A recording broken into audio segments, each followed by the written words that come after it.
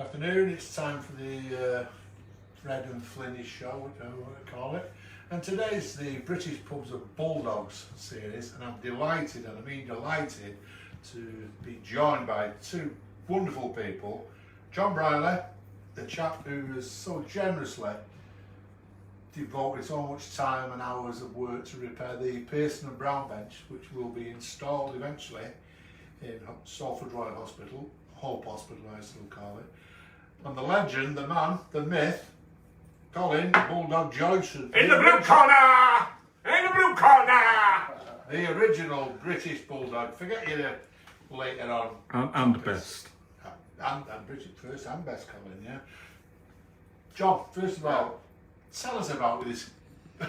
It's not, what do you call it? Is it your cage? It's just my bar. I just call it the bar. Yeah. When I was in my old house, only been here for about 16 months, something like that. I had an old shed, and I built a little bar in it, and it was like just crap, really. But and then we moved here, and it was in the time of COVID when it first come out, when everyone was locked down. About that? I know. And when we got delayed and everything, and it got delayed, and we got here, and I said, while we were waiting, I said, I'm going to build a bar when we get, I'm going to build a proper one. Then when did COVID come along, every bleeder built a bar. Yeah. Everybody. And I thought, I'm still going to go ahead with it, and I built this, and it was just grass, this. So I flagged it, and built it from the ground up, and I love it, it's brilliant. I just keep adding bits and bats to it. And Do you ever leave it? no, I get it's Live very in hard here, to couldn't leave. you? Oh yeah. It's fantastic. Pan round a bit, Carl, and let the people see what it's all about, because it's... Don't show too much, Carl, they'll be robbing me. That's why I didn't pan round. And that's why we said Salford, Yeah. not the location. Can we just talk for a couple of minutes about the bench, John? Yeah. I've got to say, we can't thank you enough for it, but look No at this. problem. I've got to show you this. Look at one of the ends on that. What's this, John? Powdered, gilded, Powder coated. gold, picked out in gold. Look at that. I can't fathom where this bit goes. Yeah, it's one of the trusses, isn't it? See that little Oh, is it rod going on there? Yeah. Oh, and that goes up. Yeah, and the seat falls backwards and forwards. You've done a good job of welding that up, I tell you. Brilliant, that, Jono. Nice job. Yeah, it's a nice, interesting job to do, to tell you the truth. I like doing things. Yeah. Hey, do you ever get any birds back here? No, she's a bit miserable like that. Yeah, I thought that when she was holding the dog to let me. I don't fancy holding the dog, come and join us. I bet you've been a bit of a lad, don't you? You're an awesome fella, aren't you? Yeah. I bet you've had a few birds in your time, haven't you? It's a few, yeah. Names and addresses still remembered, no doubt. That's what he asked me when I told him about that. He wants to know. But not always- I never ask questions. I wasn't always ugly, you know. Soul of discretion. Yeah. Colin and John, how long have you known each other? Well, I've known John since I came here to Little Hulton. I came to Little Hulton after I came out of my pub in 1999. In Bolton. I had a new inn at Bolton on Halliwell Road. Right. And I came out of the pub, and I came to Little Hulton when I left the pub. And I lived on Peel Lane originally, Yeah. me and my wife. And then unfortunately, I had my left leg amputated, and they wanted me to be on the right ones had gone. Not my right left, yeah. I was thinking of my wife. My wife had her left leg amputated, and I came to Little Hulton, and then from that I went into Little Hulton Conservative Club. And for my sins, I'm the president at the moment, but I just wish this COVID thing had never happened. No, You know. I think we all wish that. I've got to ask you, your wrestling career. I had a quick look yesterday on the internet, the proverbial go-to. You've been on television 70 odd times, haven't you? Wrestling. About 80 times. You fought in Japan, Germany. Germany, Japan, South Just rattle Africa. off some of the big names that you fought. The guys I wrestled, Yeah. well, the people that they will remember, Yeah. Les Kellett, Oh, Mick McManus, Yeah. Jackie Pallo, Mr. TV, Jackie Powell. Tibor Zachax, Don't heard of him. Yeah. Hungarian, Alright. Billy Robinson. I wrestled in Japan against Antonio Inoki. Inoki did the boxer wrestling match with Ali, Oh, yeah. which was a load of crap. Yeah.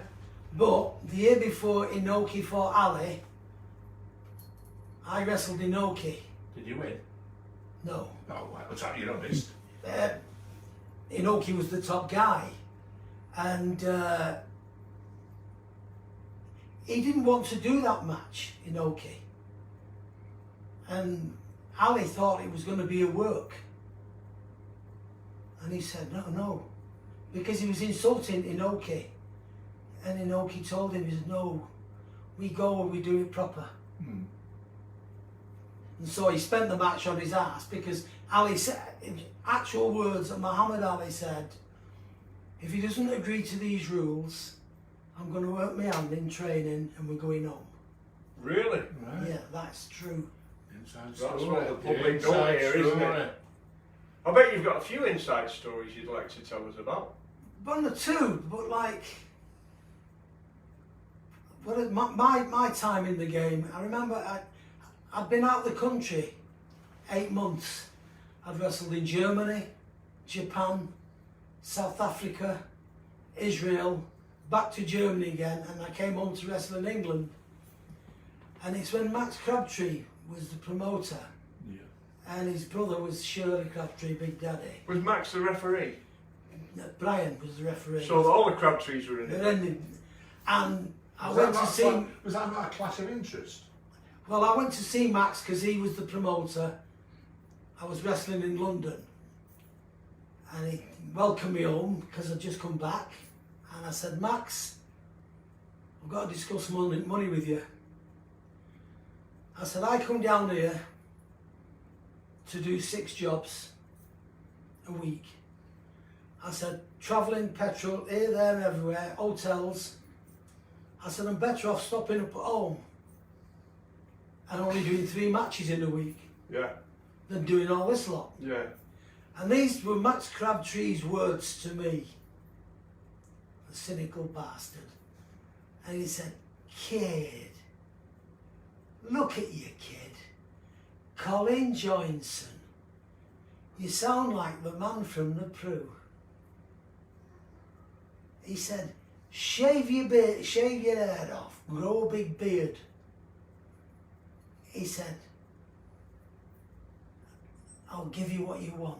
He said, look at Kojak Kirk. Couldn't lace your boots up. He said, but when he shoves that big ugly head through the dressing room door, the reaction. I said, you're right, Max. I said, but when all your gimmicks have screwed the business, you still want the Colin Joynsons to come in and do 8 rounds and 12 round matches, which they can't do. I said, I'll tell you what, knock the Colin off and call me Bulldog Joynson. That was in 1976. Way before the American. Way before, it was in 1984 when the Dynamite Kid. That's right. And they never wrestled on British TV, World of Sport, as the British Bulldogs. Was you around when Kent Walton was doing all Kent Walton, I once told Kent Walton off. that? Did you? Yeah. It was when it was live, the television on a Saturday afternoon. That's it. That's what I remember. And I was on with some guy on TV. I can't remember who it was. And I'd just come back from Japan. I'd been in Japan 3 months. And in 1968, and I'd come home from Japan. And I was on with this, I forget his name. And his father was in the business. And he said, you're on with our Steve, he said. Don't make him look like a pudding on television. So I said to him, leave it to me. So I tidied the guy up and finished him right. And Ken Walton, when it was live, he said on television, he said, well, I can't understand Colin Joynson, that such a body getting a fall against Colin Joynson. He's so skilled. Something must be wrong. He's obviously not training. And I was told by a promoter, and next television show I was on with Pete Roberts, who was a class performer. And I said to Ken Walton, I said, Ken, if you can't say anything good about me on television, keep your mouth shut. I thought that's what you called him, Ken. Yeah, could have done. Did he say this in those days when you were wrestling? You were fighting them all, Kellett and all them. Kellett was a bad man in wrestling, wasn't he? In real life. He was hard work. Yeah, he didn't go easy, did he, with any wrestler? No. He wouldn't have done with that lad what you did. To No, he wouldn't have gone easy on him. Yeah. And he had this habit of just falling backwards, completely flat like an ironing board That's right right. on his back. I don't know, they did it. How do you recover from somebody throwing you right on your back? Well, he was balmy. Yeah, but you've done it. I've seen you No, on your the back. thing is, you learn to break fall, and then if you don't learn to break fall, then you don't last long. Right. You know, and could you imagine when you wrestled at the King's Hall at Bellevue? They said the rings were springy. The ring at Bellevue wasn't springy, it was a boxing ring. It was Solid. like that. So you took what bumps you took on the Bellevue ring, bang, you took them. When they threw you out of the ring, it was up to you. Once you're going over the top rope, you either learned to fall or you was injured. You know, and that was the business. Do you remember a wrestler called Matt McGrail? Yeah. Well, Terry McGrail. Is that his name? He got underneath it and supported it on his back while they fight 5 rounds. And the guy that was fighting was a bloke called Bobo Matu. Bobo Matu from Bolton. Well, I ended up working on Coronation Street. And with him. Bobo was on Coronation Street. Yeah, in the drinking Sat in beer. the and corner drinking, yeah, that's we it. were Yeah. spear carriers. Yeah. We were extras. Yeah. But we used to get 86 quid a day. Did you? And there was one guy moaning, says 86 quid a day, it's hardly worth getting out of bed for. I says, go and do 7 hours on the cold face for 54 Yeah. bob a shift. That's right. Didn't have it right now, getting to the money. When you were organised for a fight, whoever you were fighting, let's say for example you're fighting Jim Breaks. Jimmy Breaks. Right, you're fighting Jimmy Breaks. Is the purse decided before you go into the ring, or does the winner get more of the percentage? How does it work? None of the wrestlers told each other what they got. Really? Bit of a close shot, that, Colin. It was a close shot, and the way they worked it. But I remember when I first came in the business and I was on at Ryton Stadium in Bolton, Yeah, and Bobby Steele. I remember him. He used to be my shopkeeper in Woodland Street, That's Bob right. Steele. Bobby Steele was it. He was my idol. Ended up selling cars, He Cheatham was, Road. he was my idol on Smedley there, Yeah, right facing where I used to live. that's right. And Bobby Steele was my idol. Yeah. And when I was only 17, I wrestled Bobby Steele at Ryton Stadium. Now this is 1960. I think his real name was Bob Ray. Joe Ray. Joe Ray, that's it. And he says to me, what's your money, kid? So I said, I'm getting paid £6. Well, £6 in 1960 Of course it was. was a lot of money. It's 18 gallon of petrol. So he said, how much? I said, Arthur Wright's paying me £6. He said, lightweights get £7. He said, go and see Arthur Wright and tell him, if you don't give you another £1, you're not working for him. Right. And I went in the office, I'm only 17. Mr. Wright, Colin Joynson, I've come over my money, Mr. Wright. I want another £1. He said to me, oh, they've been at you already, have they? I said, well, they said they won't wrestle me if I'm only getting £6 because I'm working cheap. Did he give you that money? He had two. So it was half right. Yeah. But the money, it's like when I was engineering. I was a toolmaker by trade, and that's the top tradesman in engineering. And to get £20 a week, when I came out as an apprentice in 1964, when I was a you're tradesman, a millionaire. £20 a week, I had to work 2 nights overtime, Saturday morning and Sunday. Yeah. So that when I went to the charge hand in the tool room, Burnt Morris, smashing guy, he said, well, Colin, he said, we've put up with your broken leg, we've put up with you not clocking off proper for the last 4 years. He said, you're 21 now, you're either going to be a toolmaker or a professional wrestler. What is he going to be? I said, Bert, I'm going wrestling. Shame that really. I said I was getting more money Yeah, than in the tool room. of course you were. Nat Lofthouse was getting £18 a week. The Lion of Vienna. The Lion of Vienna. The cheat it won't let. And when you think, and so I left and I went, I turned full time as a pro wrestler. And Bobby Steele had a garage. And I wasn't a motor mechanic. But he said, well, it's only fitting, isn't it? I said, yeah. And he used to work with Bobby Steele. And he used to train me at the YMCA and teach me how to do things the right way and not the wrong way. And then, and then I got involved with Jim Hussey.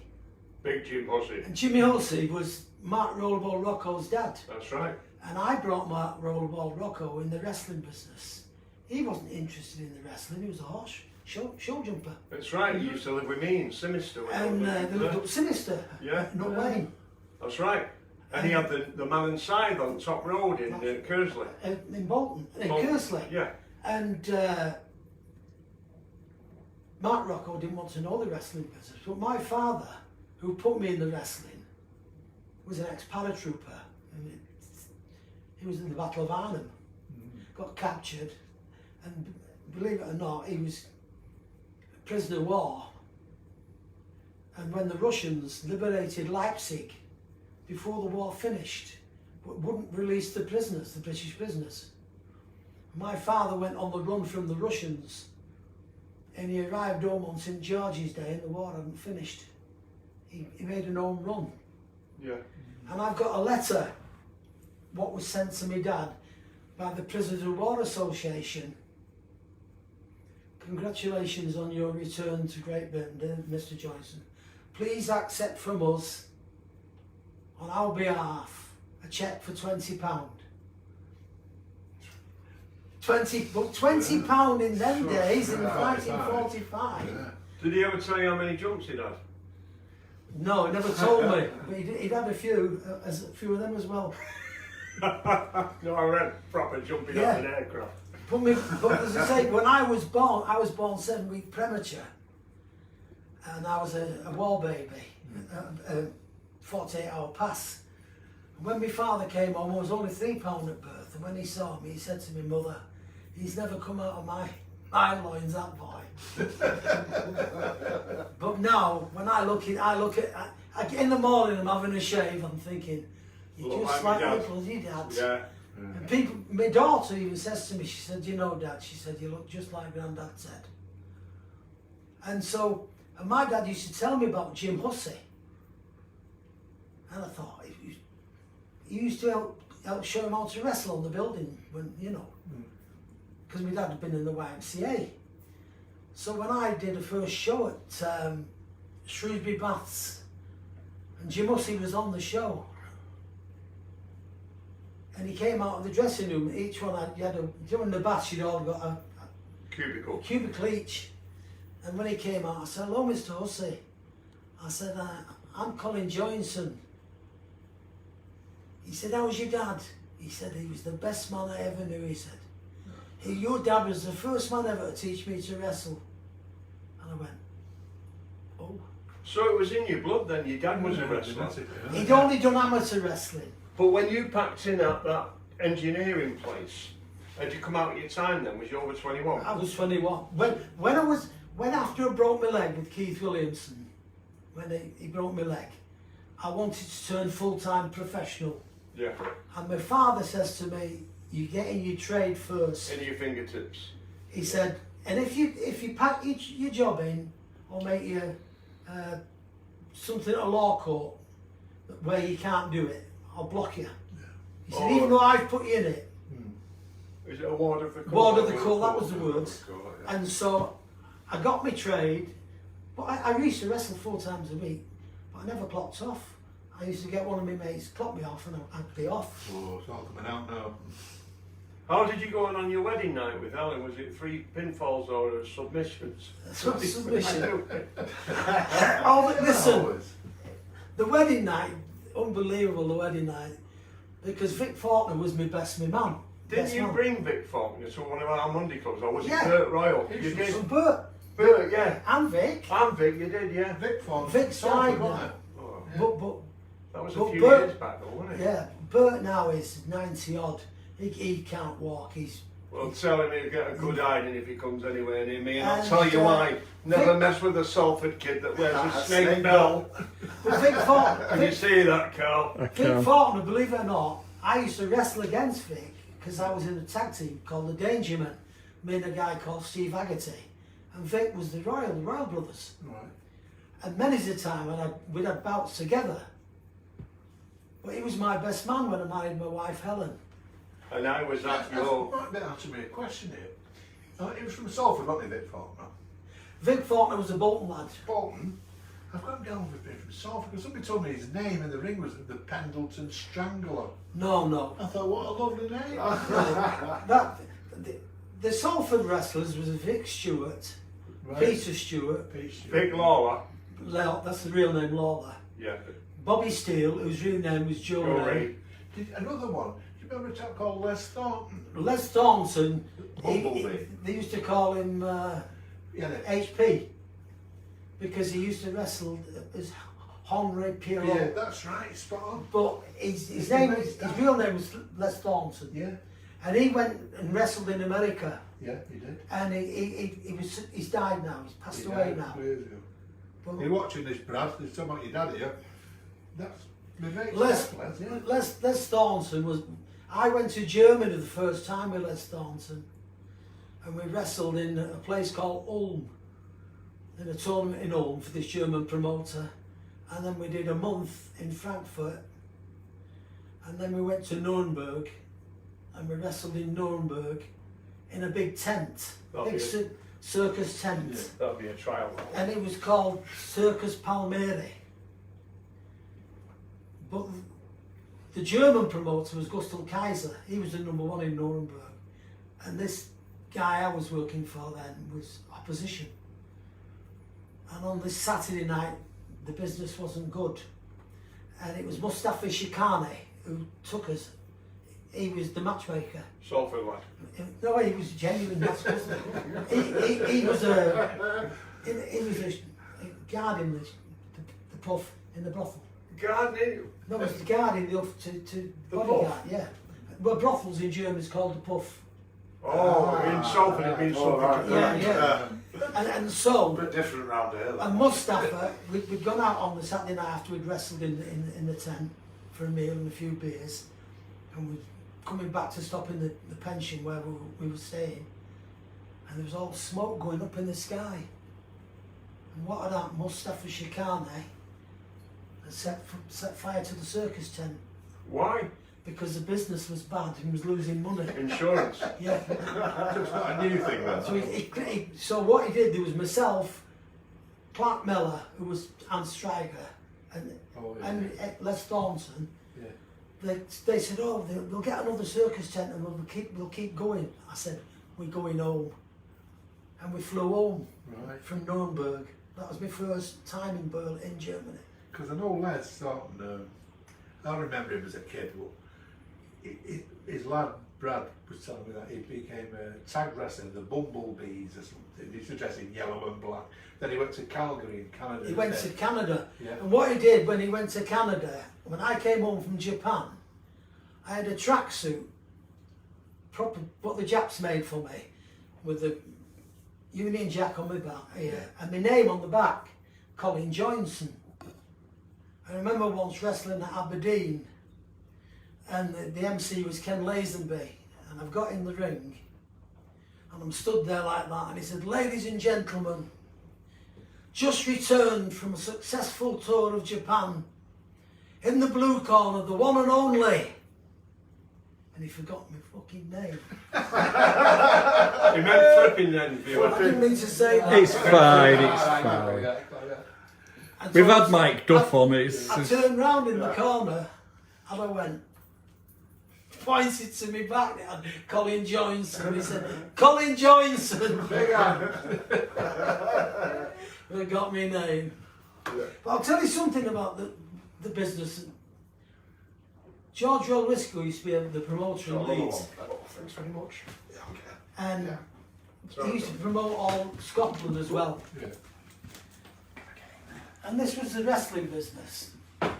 On a Monday night, he'd have a show on at Bridlington. And on Tuesday night, he'd have a show at Aberdeen, That's the distance. right? Yeah. And so, he put a coach on. And the wrestlers that were wrestling at Aberdeen Coming up Bridlington. would be on the Bridlington show. And the Bridlington guys. No, the Bridlington, and what he'd do, so that there wouldn't be transport and all that now, he put Scottish guys on to blend with the English guys that were going up. So if he was on at Bridlington, you knew he was at Aberdeen. So you'd wrestle at Bridlington on Monday night, go on with Joe Bloggs over there, and he'd go on with him. And then they'd get in the coach, and the coach would set off and drive up to Aberdeen. And Ken Lazenby, who was the MC and the referee, George, they'd be the drivers. And you'd be in the coach all night up to Aberdeen. You get to Aberdeen Tuesday morning, 8 o'clock. Book is into the hotel. We'd sleep till 12. God bless you, John. And then go to the pictures, Don't go short there. have a meal, and go in to do the show at the night. And you go on with the Scottish guys. When that show had finished, you grab a quick pint if you could from the nearest boozer, back on the coach, and the coach would come back down then to Leeds on the Tuesday night and arrive back in Leeds at 8 o'clock in the morning. And then you get your own car and I'd drive back home to Manchester. And then probably on Wednesday night, I'd be at Birmingham myself, and drive down. And that was the business, every night. When would you say the golden days of the... The golden days were the 60s, When it was on the telly. the 70s Yeah. with the television. But what happened, they took our wrestling off TV. I know. This is typically English because we did it with the motorcycle industry and give it away. And what they And did, then they've done it with wrestling. they did it with the wrestling to Vince McMahon. Vince McMahon, the American promoter, will give you all our tapes of Hulk Hogan. They were just building Hulk Hogan up then, wasn't they? Yeah. We'll give you all our tapes of Hulk Hogan, Randy Savage and all this lot. And then you can put them on your televisions for nothing. Whereas ITV had to pay for joint promotions. Yeah. Yeah. And so, they took us off in 1968. 88, they took us off TV in I was on one of the last shows with Marty Jones in 1988. I came out of retirement to go on TV. And then that was the end of it. So you did 20 years on the telly? I did from 1962 till 1988 on television, and I did my last bout in 89, so I roughly did 30 years. Because I can remember, I'm sure... And if you ask me how many bouts I did, and I tried to work it out, I did 5,000. You've got a good recall, haven't you, for your wrestling And the days? other thing is, I go to a gym on a Saturday now when Marty Jones has got the gym, and I did my last match with Marty Jones. He put me out of the business because when the match finished, Where's the gym? Give him a plug. Marty Jones's gym is in Royton, and he teaches pro wrestling, amateur wrestling, everything. Excellent. And he runs shows as well. But Marty, There's a picture of you somewhere showing your leg off, isn't there? yeah, At the ring. no, You've got to mention his leg. Tell him about that. I've got my leg on the table like that. And they took a photograph of it. I have seen a picture of Bitsy Yeah. Muller. Missy Muller. Bitsy Muller, the female wrestler, holding Colin's leg to ransom. When you had that leg amputated, You I came to see came me to in see you in hospital. hospital, yeah. Yeah, And I was also there when you and Helen renewed your wedding vows at That's St right. Paul's Church. upstairs. How long ago was that? It was 30 years we did our wedding vows after 30. It was 2003. And I was proud of you because you walked up the aisle with That's us. right. You've not had it. And missed I it. hadn't had the leg on long, and I managed to walk Helen up the aisle. Well, you vowed that you'd do that, didn't you? Yeah, I vowed to do it. Yeah, I But remember people it well. says, and then I says to, as I was walking past Jim Hussey, he was watching me and he looked at me and he said, "You bastard," he said. "You'd lost your audience and once again you've got them back." Yeah. But what story I was trying to tell you about one of the wrestlers, that the other thing about Les Thornton, you know, nobody liked, they called him HP. Henry Perlo, wasn't it? Yeah. French Canadian. Well, they didn't. Oh, One of really? they called him HP because nobody wanted to mention his name. Because if you mentioned his name and he was in your car broke down. No matter who it was, if ever you took him, Yeah. or say I've said Les Thornton, that's okay. Your car broke down, and it was his jinx. Ooh. But I never got that Yeah, dressing yeah. gown back, you know, with the Union Jack on. Has he got it? Well, he took my name off the back because Yeah. it was embroidered on, and he wore it in the States. In Calgary, he was. He died a few years ago, didn't he? But I never went to the States, Yeah. but I should have done. And in 1973, I wrote to Mr. McMahon, not Vince McMahon now, his father.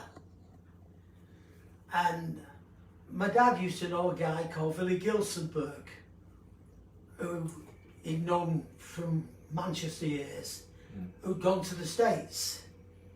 And we wrote to Willie Gilsenberg this letter, and I wrote to Vince McMahon, which was passed on. I'm Colin Joynson. I've been to Japan twice. I've wrestled in Germany at the tournaments 4 times. I'm giving me weight and everything. And Vince McMahon wrote back to me and he said, "You're too small." He said, "In New York at Madison Square Garden, we're like the Giants," which they did. I was about 14.5 stone. He said, "But you've been to Japan and you know how to wrestle, you know the business." He said, "I'll bring you over and you won't be one of the big stars, but I'll get you introduced into the States, put you on at Madison Square Garden, Open the doors for you, like, yeah. open the doors to get you into Florida where they have the lighter men." Great. But then, in the January, February, March, I went to Sweden and I was going to America in the May. So I went to Sweden for Dale and Martin's promotions and wrestled, toured all Sweden. Came home and there was a post strike on in Great Britain and all the mail was held up, log jammed.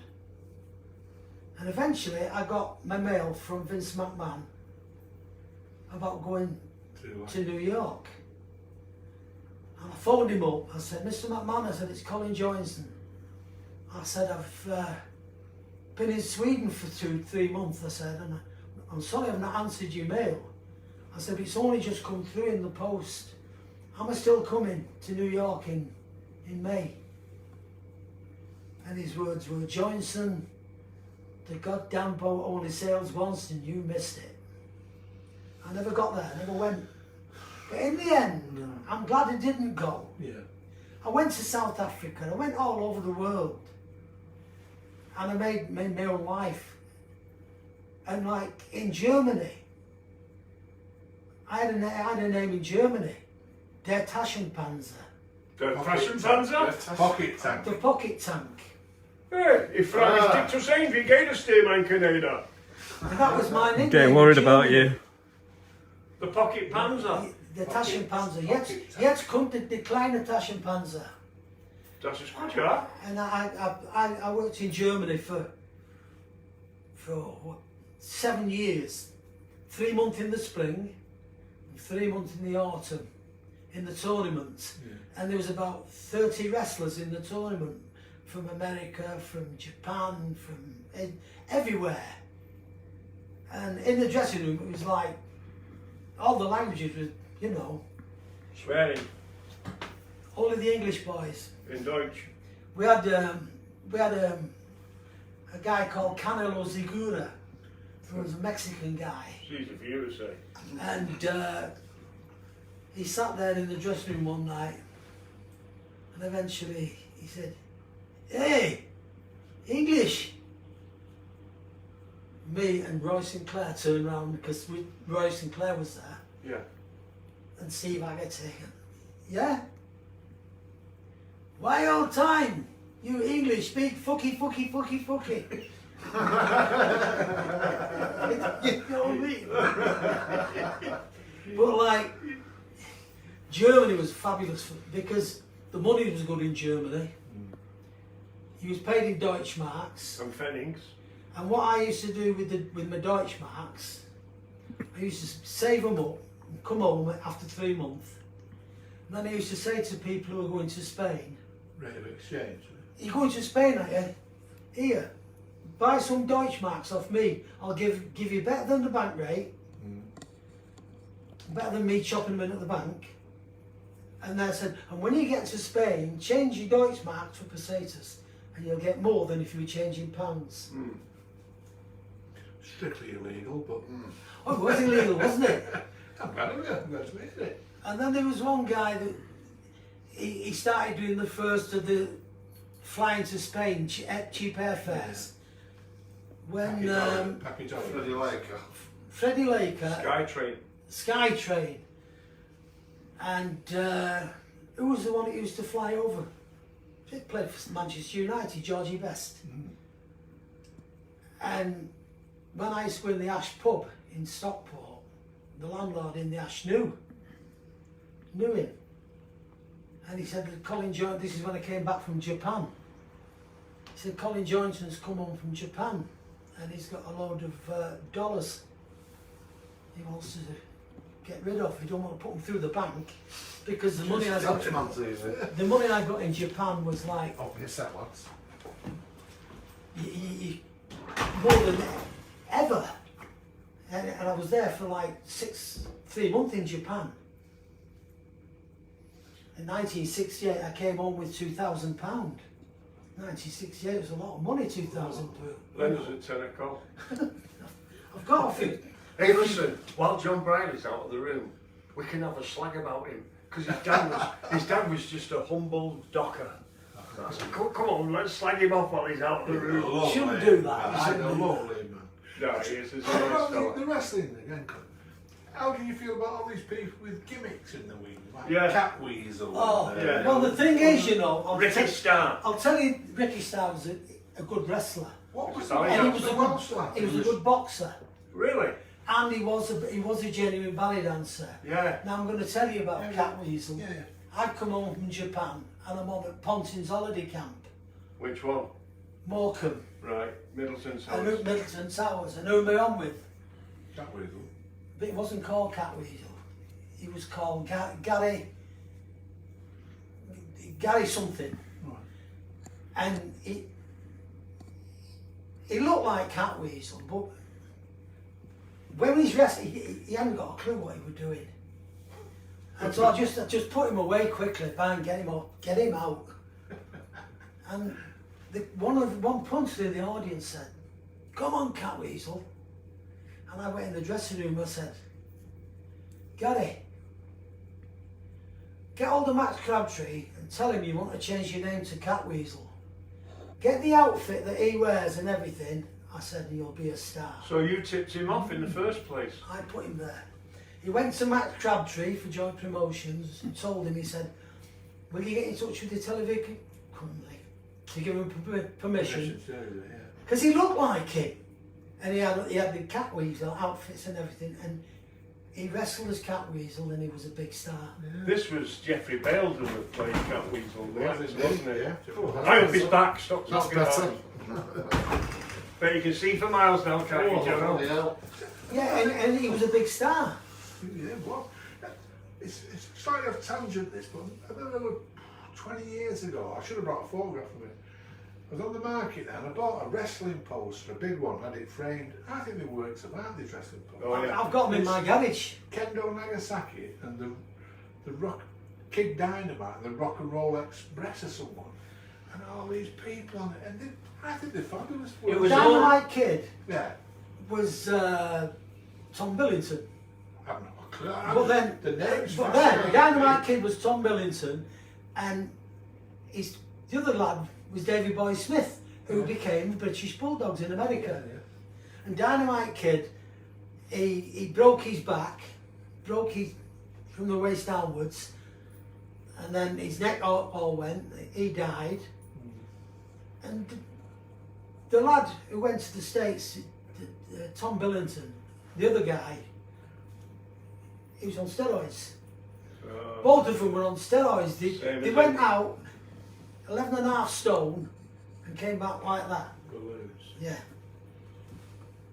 And the other thing, I think it's got to be said, there's a lot of like, what's innuendo or whatever the word would be for it, with the cheating in the ring, people saying it's all fixed, it's all rigged. Was that? Well, sometimes you went on with a guy that you'd worked with many times, Yeah. and you knew exactly what he was going to The do, moves, yeah. Yeah. and you knew the moves. Yeah. You'd read it, yeah. And the idea was to go in there and do a good show. Yeah. And don't get hurt. Yeah, The last yeah. thing you wanted was, Your wages, isn't it? Yeah. well, you're not working. Yeah, exactly. When I used to get injured, I used to go to Manchester City to see Freddie Griffiths, who was a physio at Main Road. Yeah. And Freddie used to say to me, "Right, Colin, that knee took a bit of a battering. I want you to take 2 or 3 weeks off." And I'd say, "Fred, I can't. I'm at Wolverhampton tonight." And he said, "It's like going 6 paces forward and 94 back with you." Yeah. I said, "Fred, I'm not like these footballers. If I don't turn up, I don't get paid. I can't cancel a match unless I broke a bone. If I've injured my shoulder, you turn up." I remember once, I was on at Bellevue. I was on with Massambula. Oh, the black guy, I Yeah. remember, a big fella. And Leopard skin. I'd damaged my neck. I'd been working, done something, and I'd done my neck, but I was on at Bellevue and I wanted to go to Bellevue. I didn't want to cancel it. And when I got there, Massambula came in. Big tall fella. Massive, wasn't it? And Ted Beresford said, "You're on with Colin Joynson and you're the second match." And I went up to Massambula and I said, "Massam, I've done my neck." "You what?" I said, "I've done my neck." I said, "For Christ's sake, don't throw me." And we did 5 rounds. Not being thrown. And he never threw me once. He got hold of me, put me down, and he did it. But he made sure I went there and I got my wages. Good lad. I'm Here's a name I'm going to throw at you now. Honey Boy Zimba. Honey Boy Zimba, yeah. he was one of the coloured lads, Yeah. and He used to come in the bake when I worked in the bake. He used to come in the bake out of this Honey Boys Zimber, and he fancied himself in a fight. And he might have been alright in the wrestling ring, but he had no bottle when it comes to having a face-to-face with a Salford lad, I'm telling you. Honey Boys in, but I tell you what, I'll never forget it. He was wrestling in Sweden. And Honey Boys in, but Jimmy Moser was a coloured lad. Yeah. And Jim Moser was Zimber's partner. Right. And we was wrestling in Sweden. And we're stopping in this hotel. And it was a hotel that did functions for funerals. Oh yeah. Because in the drawers, in the bedroom, there was all like brochures for funerals. So Rollerball Rocco and Roy Sinclair decided to do the Ouija board. But they hadn't got a Ouija board. All they've got a table like this and a glass. And they wrote out on a piece of card, yes No. and no. Yeah. So Roy Sinclair had yes, and Tony Sinclair had no. And Honey Boy Zimber said, "Oh, you shouldn't mess with these things. We've seen all things happen back home, and this, that, and the other." Black magic. And Honey Boy Zimber was sat on the bed with Jimmy Moser. So they turned the lights down in the bedroom, and Roy Sinclair had a word with Reg Trude, who was the referee. He worded him to come. Yeah. So they said, right, we're going to do the Ouija board. It was half piss, all of us, and they start the Ouija board. Ouija board, Intoxicated. is there anybody there? Tony Sinclair went, shoved the glass to Roy. Yes. So, have you a message for anybody? So they both on the glass pulled it back to yes. Said, who is the message for? Is it for Zimber? And the glass went, and they went, yes. And his eyes shot back like that. He rolled back up the bed and shot up the wall. And then when we were flying back from Sweden, and we should have come back on the boat, because we went on the boat from Tilbury, and it's 2 days of a sail going out to Sweden, but it was like that all the way. Everybody was seasick, apart from Zimber. But so I said to the promoter, Rolf Ingram, I said, Rolf, I'm flying home. I said, I'm not going back on that bloody boat. No. So he said, I only pay rail fare and train, you know, and boat. I said, that'll do. I said, I'll put the rest through and I'll fly. So we all flew home in the end. But when we got on the plane at Gothenburg, Zimber was sat on the plane. He didn't like flying. And Roy Sinclair looked out the window. He said, "Oi, Zimber, look at this out here." What? He said, "What?" He said, "There's a bolt loose on the wing." No, don't talk like that. Yeah. Is there another name I remember from a young fella like watching wrestling on a Saturday afternoon? Johnny Quango. Quango. His headbutt thing. His real name was Albert Leahy. Albert. Bertie Leahy. Bertie. Albert Leahy. Yeah. And he used to have a big sore on his leg here, and he always had a knee pad thing. Had a pad on it. Support. Yeah, elastic band. And he used to pen and ink like nobody's business. What, his feet? Or No, what? he's under his arms and everything. Body odor, B.O. And when he was on with him, like, he was keeping up arm's length. And he once got me an head scissors, well, wasn't it long? Yeah. But his name is Albert Leahy. And Bertie Leahy. And he was on a show one time at Hull Baths. And we all had a cubicle each, so we could have a bath when we come out the ring. And he had his bath light, and we could hear him splashing about and everything, thinking of bloody hell. And then the lad started talking about wrestling moves, what they'd learned. And he said, I've got things that I've never used. Meaning moves that he's never used. Mm. And Jim Hussey said, what's that? Fucking soap. I love that Bob. Bertie Leahy. What about the women wrestlers? It's like Klondike Kate, wasn't it? Listen, some of the girl wrestlers are better than the guys. Mitzi Moolah. Mitzi Muller. She wasn't. Mitzi was Brian Dixon's wife, who was the promoter. Who was the one with the Indian headdress? Oh, Billy Sirius. No, woman. oh, that was Paula. Princess Paula. She's Dave Finley's wife. That's it. But she's not married to him now. Is she not? He's married somebody else. He lives in the States. I had a drink with her one night with in Wally Range with that. That's why we're not married anymore. Yeah. Oh, Is that what why was we're his not name? married anymore? Bit of a villain. He's passed away now. Oh, Mike Dimitri. no, it'll come to me in a bit. Carry on the call. What you don't realise is I used to wrestle as well under the name of Rasputin the Mad Monk, but real name Boris Shagnasty. That's Shag Nasty. I've heard of you. Yeah, well, you would have heard of me, but I never came from behind the disguise, Colin. But like, Most women will remember me though. I was nasty. Never came from behind.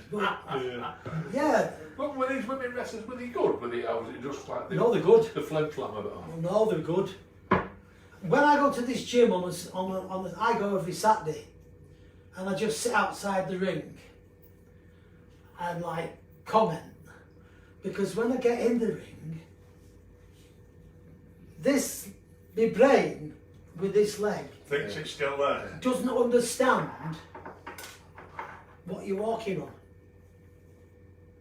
You know what I mean? And Yeah. what if I spent an hour or two walking round, I'd be okay. And the last time I got into the ring to show one of the young guys something, I overbalanced. I got hold of the rope, said, bloody hell, Marty, I said, I can't even walk in here.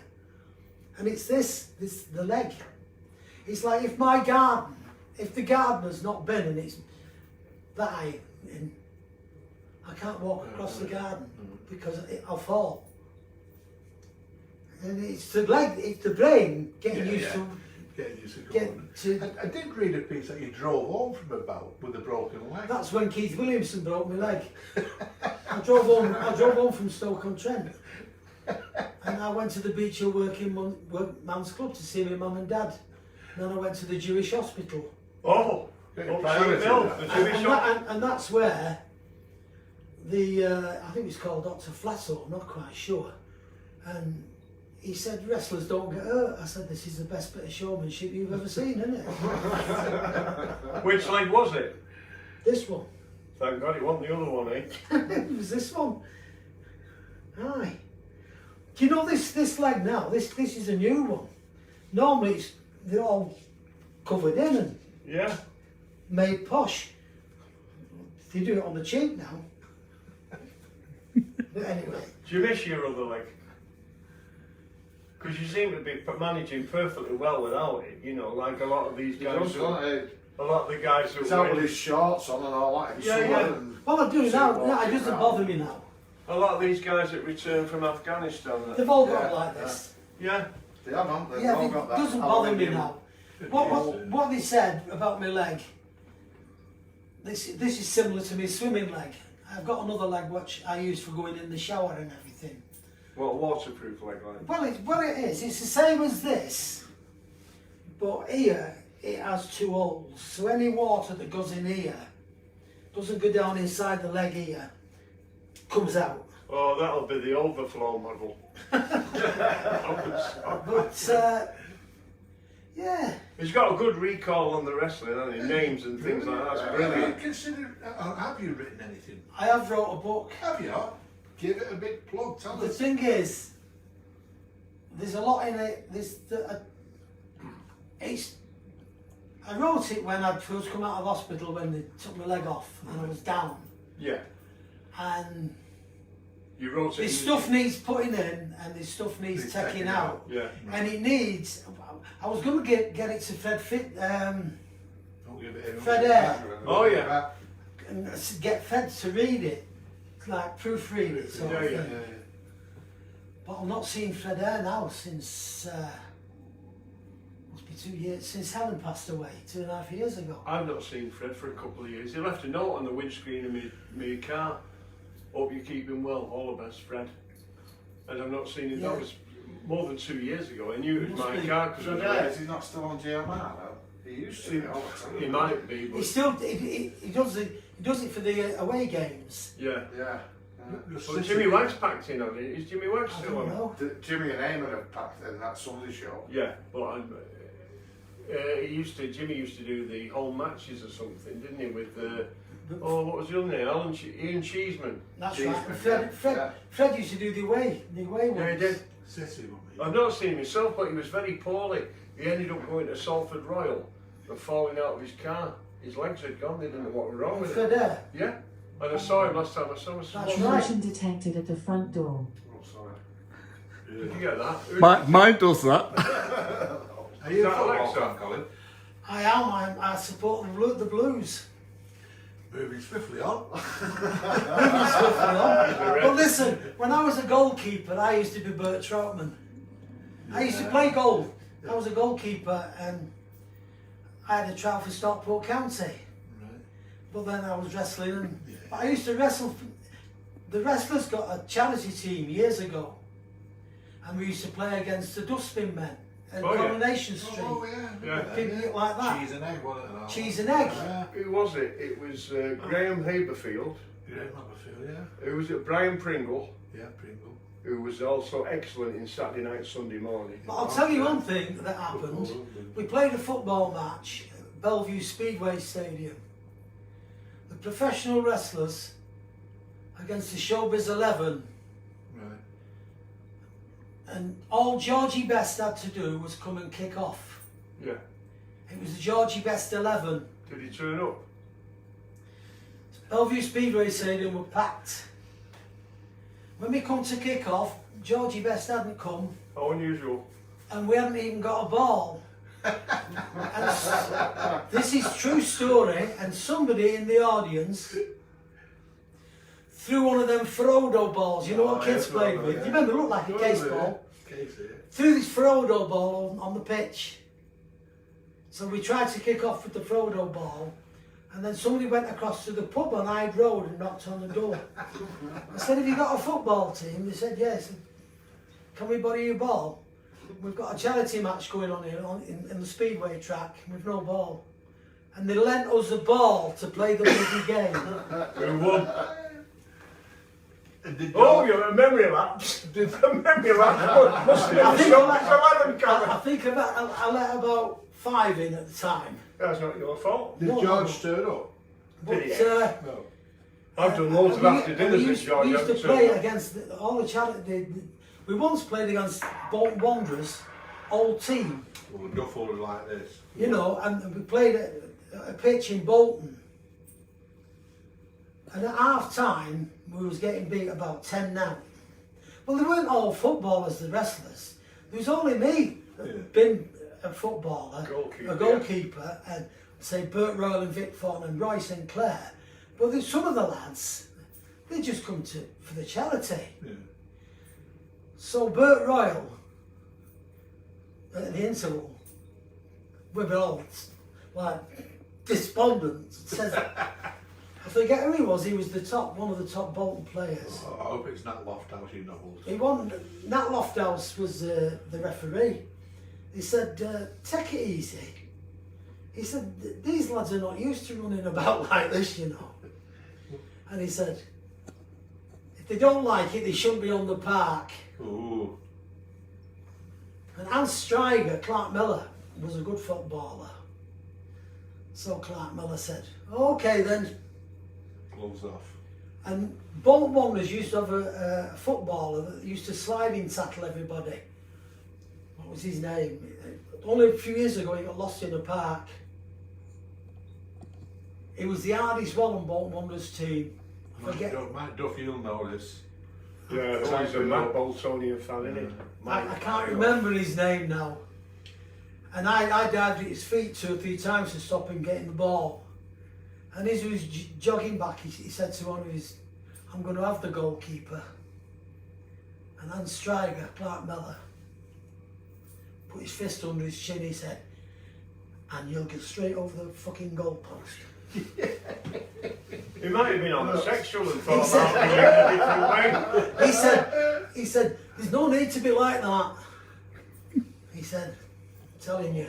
Oh, she had it done. So he didn't have you then? No. So when Colin was on about charity then, about the, Yeah. I mean, he's done, I've got to say But- something about yeah. he's done a lot for charity. He has done a lot for charity.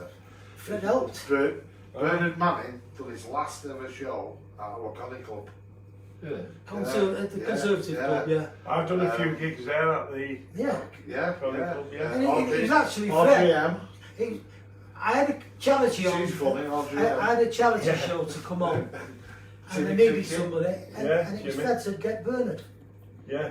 And Bernard came, and it was the last show he ever did.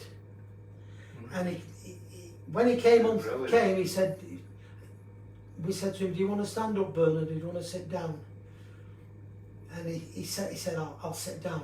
And I'll sit down, son. he sat on the stage. And then I stood the door. But it's the time when I'd had my leg off, but I was on the door. And Bernard was on the stage. And I'd had a few words with the committee because we had a few fallouts sort of thing. For the committee? I'm going to tell you a full and this is true for Bernard. And he said, just a minute now, just a minute now. It's not bad that He isn't bad, is it? said, he said, listen, ladies and gentlemen, he said, you know you doorman there, Colin Joynson, one of the best, he said that lad, just one of the best. Colin, come here. So I come off the door, stood in front of the stage and he was there. And he built me up sky high. This lad, one of the wrestlers, lost his leg. Look at him now, I'm telling you. And I said, right, now go on, fuck off. Built me sky high and gone. That's Bernard. Bernard, and then I went to Bernard's funeral, which was held at Blakely Clem. That's right. And he did his own funeral. He did, filmed it for him. He did his own funeral, and he was saying, and there's such and such a body in the audience that owes me a few bob. And Chris is chauffeur. You'll be giving her one after on the way home. You know what I mean? But, What was it called? Bernard Manning, Beyond the Grave. beyond the grave. Yeah. He was a star, Bernard. Bernard Nice Manning, fellow. actually, when he was in the army, was at Spandau, Nick. He was gardening Rudolf Hess. Garden S. Rudolph. Yeah, he was. Did you ever fight Hermann Goering when you were in Germany? I must have been on with his brother. I've wrestled Axel Dieter. Is that any good? Yeah, that was near enough. Back Axel Axel Dieter. What was it, Hans Stryker? Um, He looked the part of the German. But he wasn't. No. He was a boxer. You know, you mentioned this His guy. real name was Clark Miller. Right, you mentioned a fella called Moser. Jimmy Moser. Was he a Jewish guy? No. No, because I know another fella called Moser, Henry Moser, that used to be in the car business. Thought it might be brothers or something. No. And he was a coloured lad. Oh, right. And he was smashing guy, Jimmy Moser. He used to say about Zimba, that nigger. Oh, okay. You know what I mean? But And it's, he was coloured. it's like Sammy Davis Jr. referred to himself. Sinatra put him through a right mill, you know, Yeah, taking yeah. the mickey out of him. And he says, who wants the services of a one-eyed Jewish... Nigger. Yeah. Yeah. And black men That's called how each it other was. that, don't That's they? how it was in them days, wasn't it? You know, Thank God it's a thing of the wasn't it? past now. Yeah, There's yeah, a little bit yeah. more credence in people Yeah. meeting each other, but that's the way it was. When you watch Talking Pictures, which you're a big fan of, and so am I, it says there is, Language which was not suitable, which was at the time, acceptable at the time, but At the not time, now. yeah, yeah. And there was one I was watching, Scotland Yard, with Esther. I've been waiting for him to do his Edgar Lustgarten impersonation. He won't do it in the middle of the But he come on, and he said something about, of course everybody realised it was the idiot son of the man. And then Joe and I looked at each other across the room. You can't say that, idiot. But that's what happened in those days. They said that, you know. And I refer to people now, if they colour, I don't say colour, I say he's a black guy. Yeah. Or he's a white guy. Or if he's Chinese, nobody says yellow, do they, about the Chinese? No. Well, you Well, just it's say not the mentioned black guy. Chinese, Yeah. especially chip shops. Why? What's happening in the chippy? I got a Facebook ban, didn't I? Why? Oh, I Because you keep going in the group one. No, for No. mentioning, what was it called, the chippy? Frank Wong's. Yeah. Yeah. I said, great Chinese chippy that. And Can't mention Chinese. Facebook ban for Seven. ethnic calling. I know someone who's just got sacked from a company for saying to a lad wanted to know about his plants growing and he went, and then they were all saying talk to him, and this lad turned around and went, don't talk to him in Chinese though, this lad, and he That's got just a sacked. joke, isn't He it? got sacked. Oh, it's- A lot of it is a joke, not fair. I know. Prince The Charles. world's gone mad, hasn't it? Yeah, yeah. So what about the wrestling nowadays, Colin? Tell you what the wrestling is it a joke nowadays- now, or? The wrestling nowadays is they go in the ring and they'll do maximum 5 minutes. They just go bang, crash, wallop. You know, I put it on and I think, put an hold on. Do something. Talk. If you can't talk, you don't get a job. And I'll tell you about me, the last job I did with Marty Jones. Yeah, yeah. When he told me to he came in the pub and it was Boxing Day and he come to have a drink with me. This is the new in. And the new in, come in the new in. And I'd not been in the ring for 3 years. And normal, we start talking shop. And I said, did you see that bout on Saturday? I think it was Kendo Nagasaki and... Wasn't I having lunch with the pair of you only a Yes. fortnight ago in Rochdale? I said, and Wayne Bridges, I said, if I couldn't do better than that now, after all the years I've been out of the job, I'd give up. Marty phoned me up 3 days later. He said, get yourself fit for January the 19th. I said, why? He said, you're on with me, World Championship. He was champion with Marty. Yeah. So I said, where? He said, Burnley, in the St George's Hall. in the big gymnasium there. All right. So I said, I've got a bad neck, I've got a bad elbow, I've got a bad leg. And he said, you're not getting out of it. So I turns up at Burnley, me and Helen, and our Christian. I was going to get our Christian in the ring to second me. Because he was 16 then and he was at school, get him on TV. Motion detected at the front door. So when I get there, Max Crabtree says to me, Like being at home. This is surreal, isn't Someone is it? at the front door. Someone's on the front. Someone's knocking at the door. Although mine's, Somebody's ringing the bell. mine swears, so it's... so Max Crabtree says to me, get your shirt off. Come in the dressing room, you've got to do your speech. I said, what speech? He said, we're doing like the Americans do now. They talk before they go in the ring. Bullet up, yeah. He said, we'll just take you from the waist upwards. So I went in this dressing room and there's a camera there. And then Max Crabtree and Mac Manus was going to present the belt to the winner. So he said, Marty Jones got up and spoke, and he said, I'm Marty Jones and this. And so I've got up and I said, I've come here tonight to wrestle Marty Jones. Cut. So what's wrong? He doesn't go out at night, he goes out on Saturday afternoon. I've come here now to and it must have took about 10 things, and eventually, and it's actually on TV. If you get Colin Joynson, Marty Jones, YouTube. you'll see me, the speech that I made, and when I'd done the speech, they went, cut, it's a wrap. And they said, that'll do. And I looked at Mick McManus sat there, and I said, Mick, I've been in this job 30 years. I said, it's the first time I've had a fucking talking part. Carl, what's the time on it? We're fine. Oh, yeah, right. Carl, get that dog out there. Get the dog there. Just look at the size of that thing. It's a beauty, innit? What's she called? Sid. Sid. Oh, sorry. He, yeah. Sid!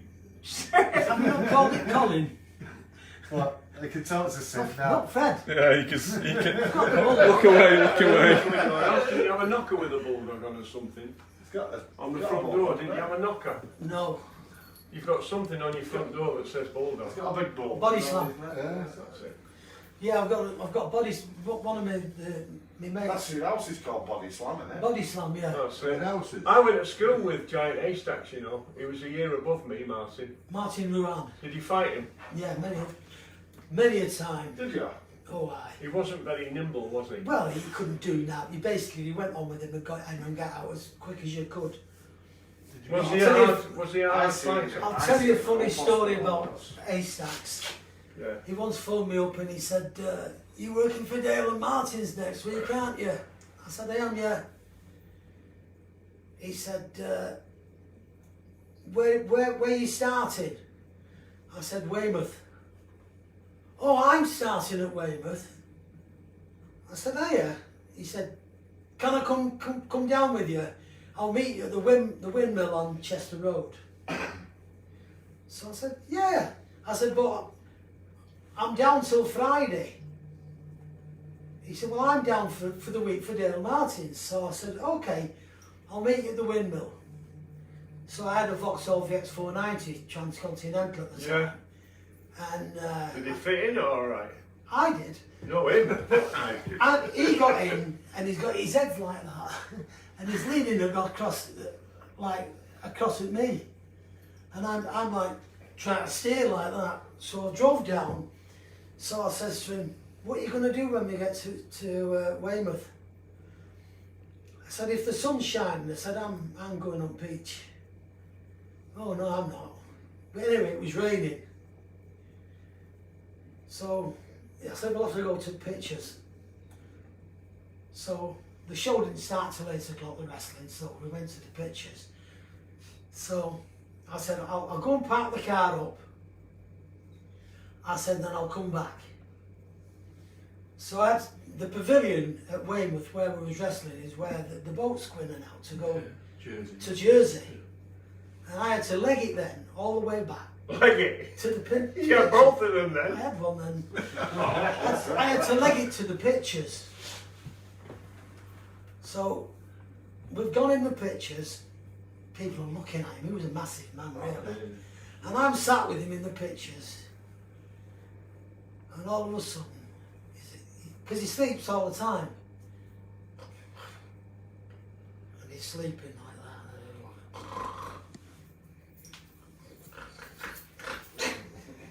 that. And he's sparring in his sleep and snoring.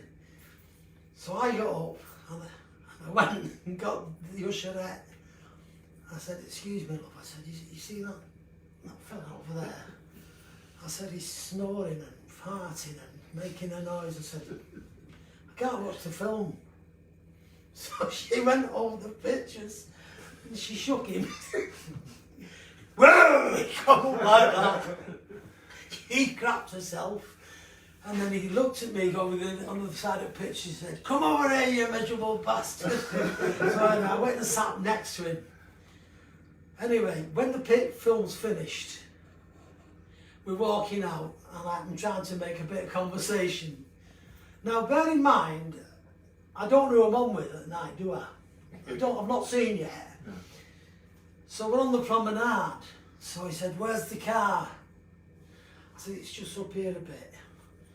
So he's striding out on the prom, and every 10 yards, he's looking out to sea, breathing in through his arse because he was knackered. He couldn't walk, and all the kids were following, and I've stayed behind, and I'm saying, "It's giant Haystacks," and all the kids are all, "It's giant Haystacks," and he's trying to fucking swat him like a fly.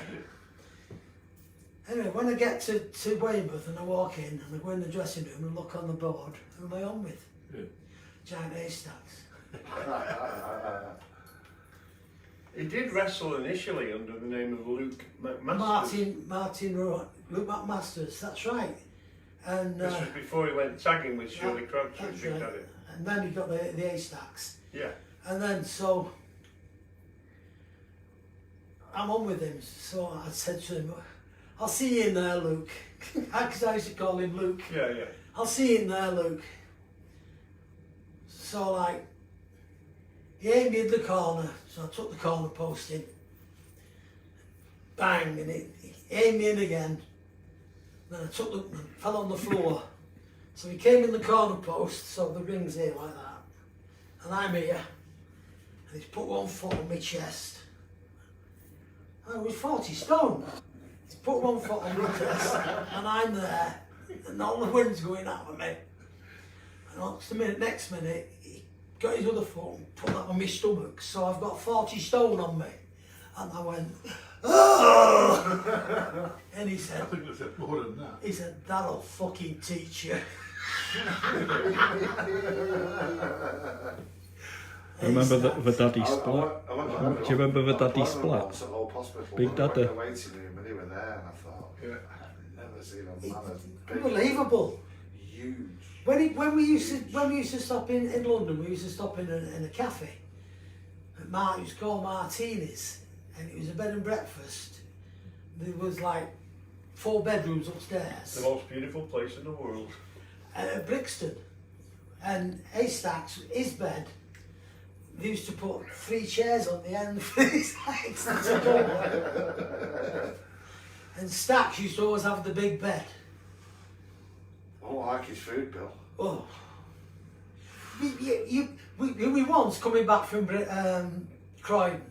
There's myself, Tony Sinclair, and Haystacks in my car. So we stopped at an Indian restaurant. There was an Indian. Always was an Indian. Went in this Indian. So Stacks had said, what are you two having? So I said, I'll have chicken roll in Josh and fried rice and pilo rice. Tony Sinclair said, I'll have chicken madras and pilo rice. Stack said, I'll have chicken madras and pilo rice, fillet steak and madras chicken curry. So when the bill come, he said, we'll split the bill. I said, no, you won't. I said, what do you mean split the bill? I said, you've had 4 bloody meals. We've only had one each, me and him. What pair of bastards. Bit hard face that though, isn't it? Yeah. Yeah. I don't know if I've got the nerve to say, Yeah, we'll split the bill. So Tell you what, I never saw him out in the shower. Really? I never saw him go in the shower. Why? Do you think it was the little Willie syndrome? No. Did he fit him a shower? I never saw him. Shower cubicle. When he door shut Yeah. and they couldn't open it, and they had to land at the airport with him sat in the toilet. That went down well with the They had to dismantle it to get him out. Jeez. Big one. His car, his cars used to sit on the floor in his car. No, he had a Chevy Trailblazer and he drove it from the back seat. Yeah. That was when he lived in Van Road in Prestwich. I remember chatting to him. Hiya, Martin. Hello, Freddie. That was it. He had the voice to match his size. It was a cheating mill, that one, or something like He that. came from Broughton. No. He was born in London. Was it? He moved up here with his father who had earth moving equipment. His dad was Salford, in in House Street Right. when he was 3 years of age. Yeah. So he's not a Salfordian. No. If anything, he's a Londoner. Londoner. Yeah, but that's where he was born. But the family came from, I think, County Mayo. Right. But can you imagine? He was a big fella. Yeah. But when he was on with, say, somebody like Mighty John Quinn, who I brought to this country from Germany, brought him from the German tournament. I phoned Max Crabtree up. I said, "What's your impression of a lumberjack?" He said, "About 6'4", short hair, and bit of beard." I said, "I've got him." I said, "He's over here." He's called John Quinn, and I brought John Quinn to Great Britain. Was he German by? No. John Quinn, he'd come in from Canada. Right. Because crazy. Schober, the German promoter, used to book from Canada. We had all the Canadian guys that you've seen on World of Sport. You know. used Which to come. country gave you the biggest reception? Was it? I mean, you've fought all over the world. Was it Japan? Was it Germany? Well, Was the it thing with Sweden? Germany was the best. Sweden, horrible people. Sweden. Oh, really? They're just piss takers. But when I talk about countries, What about the South African? South African, South Africa. they were okay. Yeah. But I remember once when I was wrestling in Pretoria, and I went in the dressing room. Didn't know who my opponent was, and he was called Haystacks, and he was the chief of police from Pretoria Police Station, Let him win. and it was only his second bout that he'd ever done. And when he come in the dressing room and he stripped off, he'd got a body like Mr. Universe. He looked fantastic. And he said to me, "This is my second fight." Fucking hell. I thought we're going to have a good time He means tonight. flipping viewers. I said we're going to have a good time tonight. So like, he's bust my nose, he's bust my cheek in the first round, and I've come back in the corner. And now in South Africa, when they used to go out, they hadn't got TV in 1975 in them days. They used to come out dressed posh and everything to wrestling or to the theatre. Yeah. And there was this Afrikaner sat with his wife. And when I come in the corner, he looked up at me and said, "Hey, Limey! How do you like it here, Limey? Hey, Limey! Are you enjoying it, Limey?" And how did you respond to that? So I one? looked down at him down there, and I said, now this is in Afrikaans. I said, "Hey, you, Yappy," that's Afrikaans. "What are you gonna do when all these Kaffir bastards take over your country and they're all shagging her?" The fucking police came and dragged me out of the ring. I was in the dressing room and bull effort done. Because believe you can't understand why.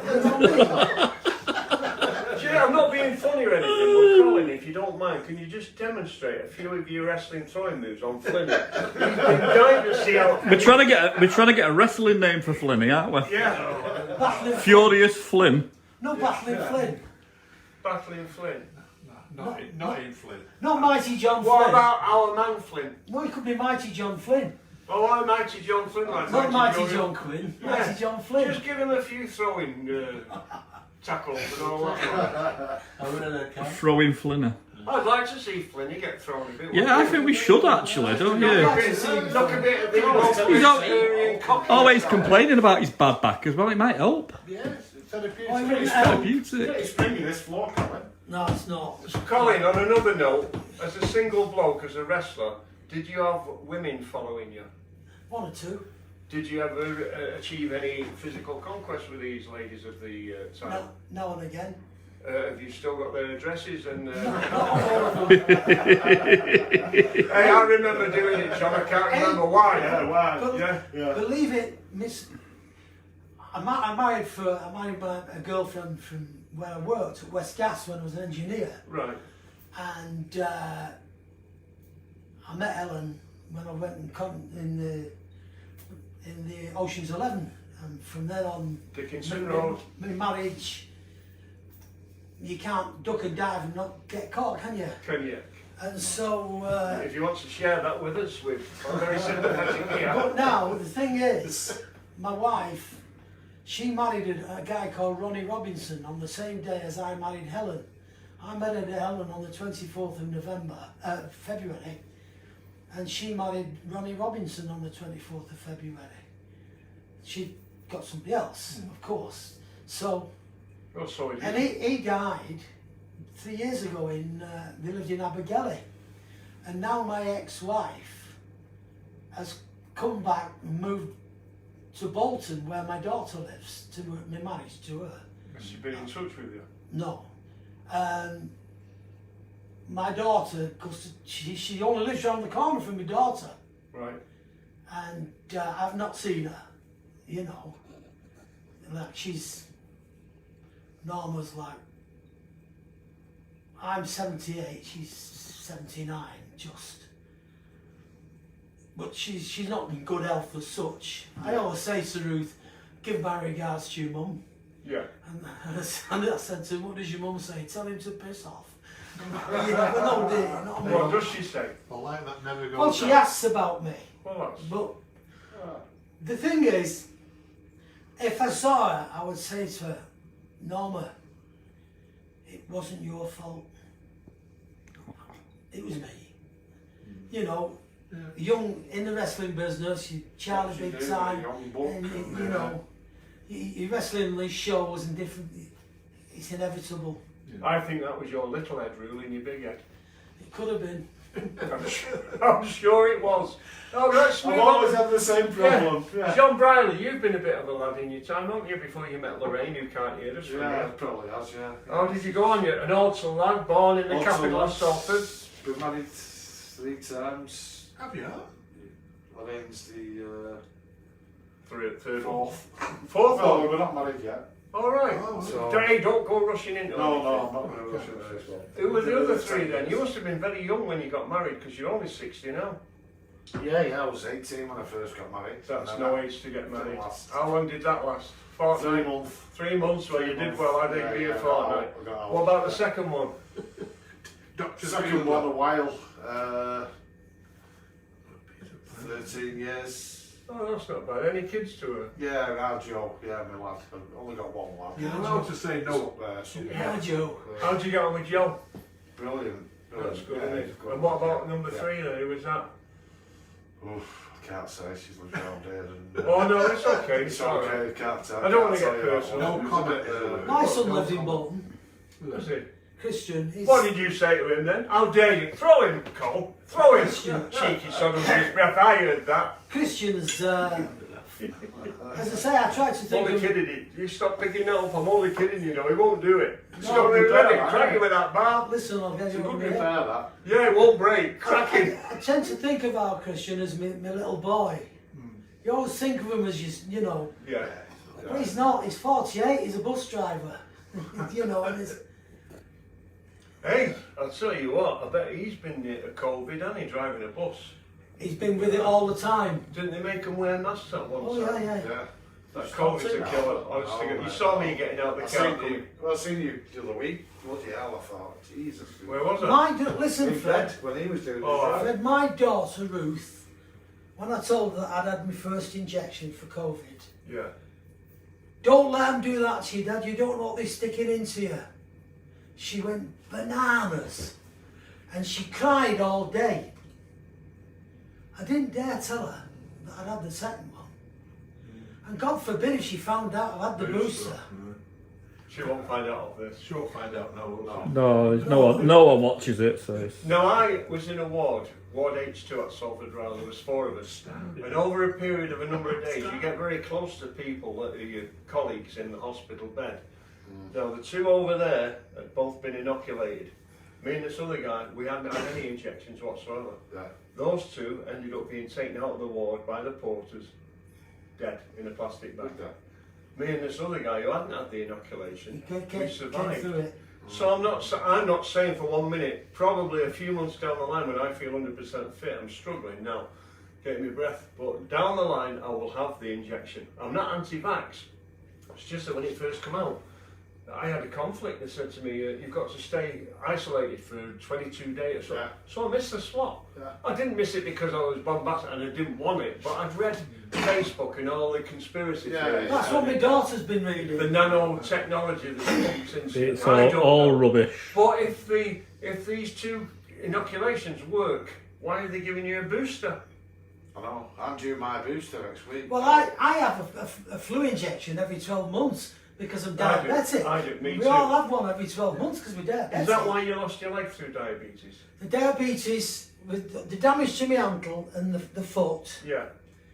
And then, so I lost my leg through the diabetes, but then this other foot, as you can see, I've got a special boot on it. Oh yeah. It's called Charcot, and what it is, you get neuropathy. And Yeah. you Can't feel your foot. You can't feel your foot, Dead nerves. and your foot collapses, and instead of you've got an arch like that, Yeah. It's flat. suddenly it goes like Oh. rock bottom. Right. So if you put your thumb on there, do that, just Yeah, press yeah. there, Yeah, I know what you mean. but you can't feel it. Right. So you go over, So lose your balance. that burst ulcerates, and then they can't. It's 12 months to get the bloody thing to heal up. I've had maggots put on it and all sorts. And eventually, what they did with this, when they cut my foot open and they shaved the bone down to flatten it, and then put a special insole in the boot. That's the plantar, that, where you get plantar And fasciitis. so- You get plantar fasciitis. Yeah. So then, Hurts that. that way, there's no pressure. So I can't feel this foot. But what I can do, I can sit here now and waddle my toes. Do you get phantom pain in it? Oh yeah. I get phantom pain. Do you get it in this leg, the false leg? The false leg, that's where you get it You here. can waggle You your still toes feel on your your toes in that? I get it in my foot here. It's weird, isn't it? And- But getting back to what John said, he's had plantar fasciitis and so have I. And they told me to put a Coca-Cola tin out of the fridge under my foot and roll it. Didn't do anything. Then they said to me, when you go home, stand on the stairs with the balls of your feet there and lean forward as far as you can. I said, I live in a bungalow. Well, have you got a back step? I said, yeah. And this 17-year-old girl said to me, just put your balls of your feet on and lean forward and hold it as long as you can. 17-year-old kid, 3 days later, right, it was 9 months, gone. I tried everything else. I'd had injections, hydrocortisone, wasted time. No, what I've got is what's called Charcot. The only people that get Charcot are diabetics and what was it in the Bible?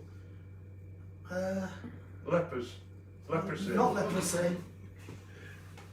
What else did they have in the Bible? Plague of frogs. Not frog. But it's something. But there's only them. And it's called charcoal, spelled with this CH, charcoal, not charcoal. Yeah. And when I say go to the diabetic clinic and they checking my foot, and I say I've got charcoal. Are you on insulin, Colin? No, I'm on metformin, And glycoside? and I'm on metformin and another one. That metformin, as soon as they put you on it, initially it gives you the runs, you know. No, well I've been on it now for 20 years now, you know. It's No health shit. advice with Fred. Oh, shit. Well, that's one of the side effects of COVID. They don't tell you that. But And on next week's show, we'll be talking about erectile dysfunction. hey, do you know it's funny you should mention? Oh, God, no. Anyway. Man, I'll tell you a funny story about erectile dysfunction. And I can say this because I'm a diabetic, and diabetic are prone to it.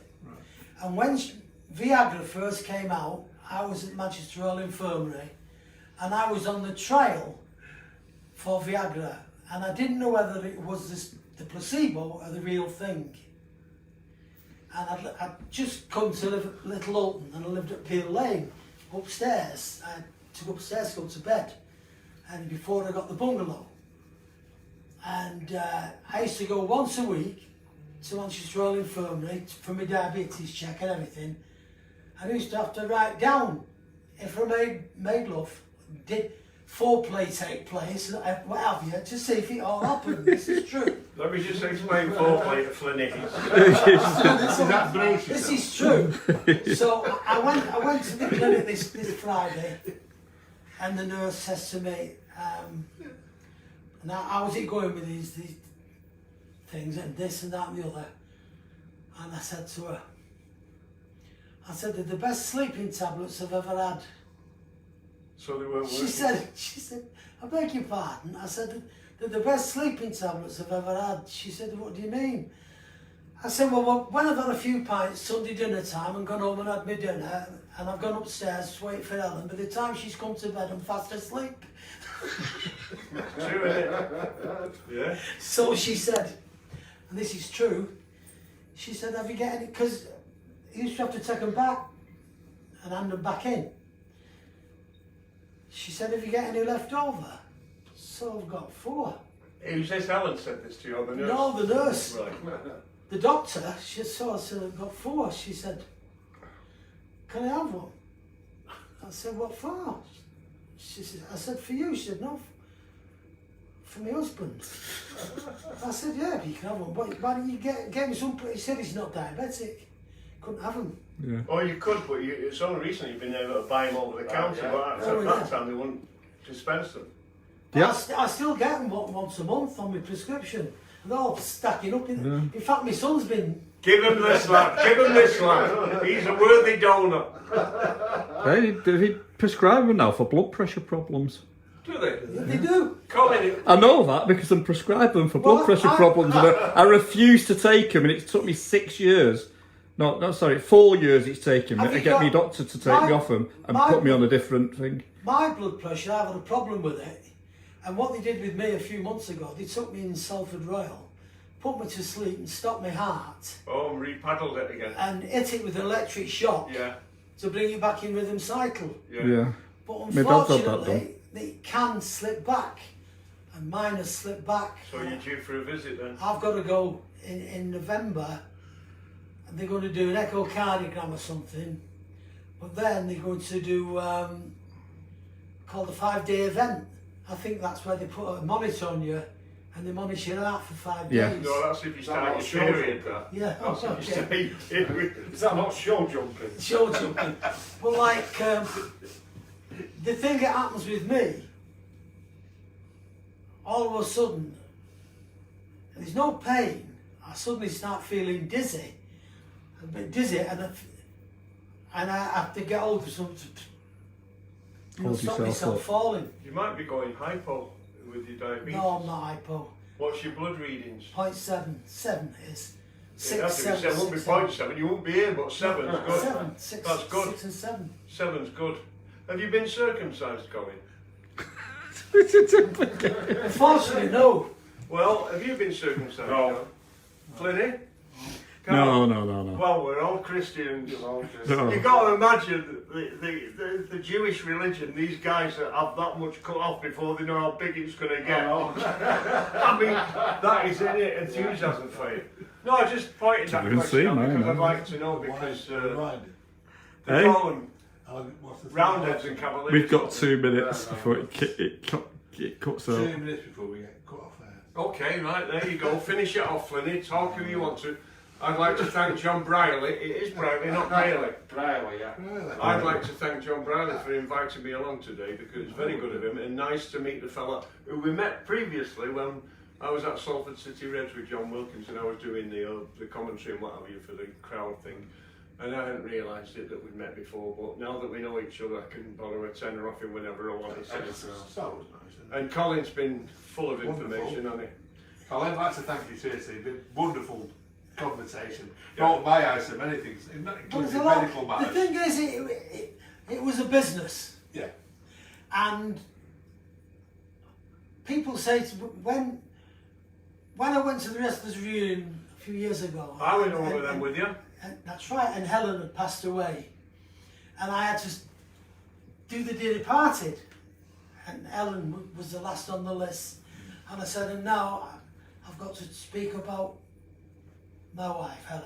But you choked up. And I said, and people say to me, have you got any family, Colin? And I say, yes, I have. I've got my son and my daughter. I said, but I've got all you, the world of professional wrestlers. I said, and we're the biggest family in the world. Oh, that was good. I said, and you kick one, we'll all shout ouch. Right. Was there rapturous applause after that? There was, And did you mention at the time you hadn't been circumcised? never told them. On that bombshell, right? Colin, John, Fred. Yeah, as usual. cheers. Thanks for everyone watching. And Well, thanks for having me. no, We never touched you. How dare you cast aspersions on this pufter.